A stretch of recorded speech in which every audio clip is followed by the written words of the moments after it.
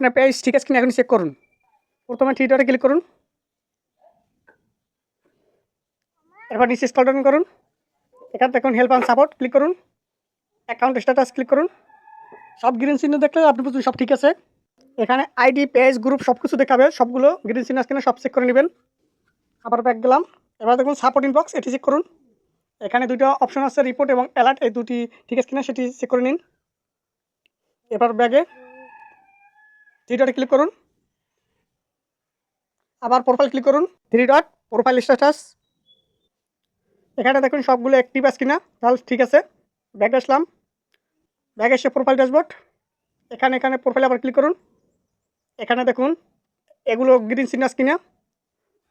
এরপর ব্যাগে গিয়ে থ্রি ডটে ক্লিক করলাম, অ্যাক্টিভ লগে ক্লিক করলাম, আর পেস্টে ক্লিক করলাম। এখানে দেখুন কোনো ভিডিও বা টেক্সট আছে কিনা, তাহলে ডিলিট দিয়ে দিবেন।